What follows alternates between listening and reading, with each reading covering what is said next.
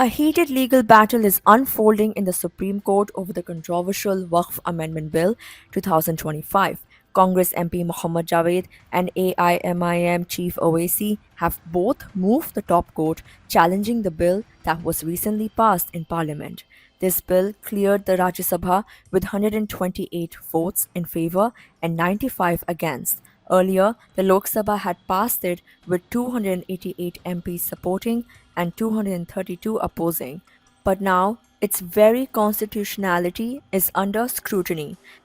Javed's petition, filed through advocate Anas Tanveer, argues that the bill imposes arbitrary restrictions on Waqf properties, violating the religious autonomy of the Muslim community.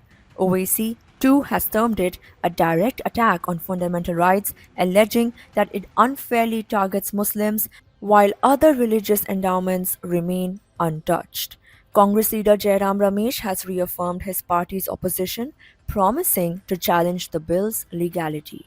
In a post on X, he accused the Modi government of undermining constitutional principles, linking the Waqf bill challenge to previous legal battles against the CAA, RTI amendments, and a new election rules. With the Supreme Court now set to hear the case, a major constitutional test awaits. Can the bill survive judicial scrutiny? We explain.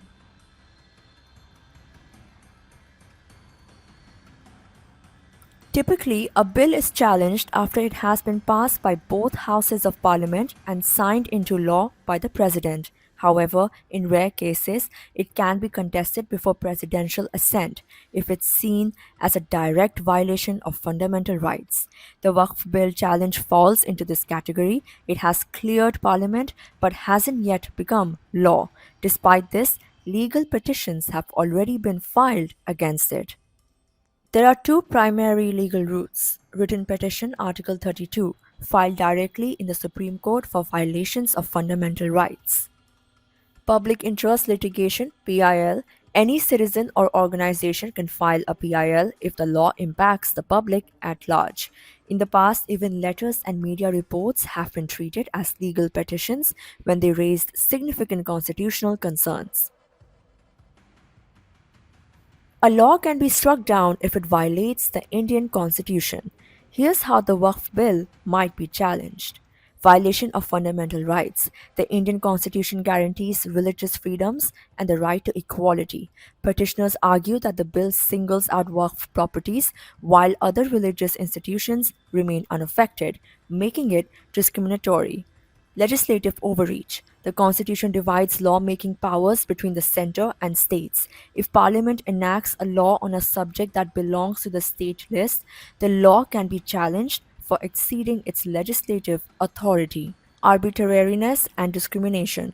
Courts have previously struck down laws that were deemed arbitrary, unreasonable, or unfairly targeting a specific group.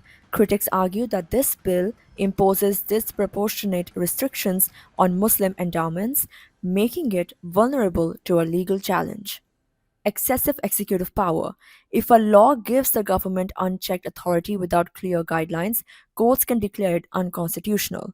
Opponents claim this bill grants excessive powers to authorities over Waqf properties. Legal experts, including Congress leader Abhishek Manu Singhvi, believe there's a strong chance that the Supreme Court may strike down the bill. He has accused the ruling party of misusing its majority to push the bill through Parliament. With petitions already filed, the focus now shifts to the Supreme Court's constitutional bench. If the court finds that the bill violates fundamental rights, it could be struck down entirely or sent back for amendments.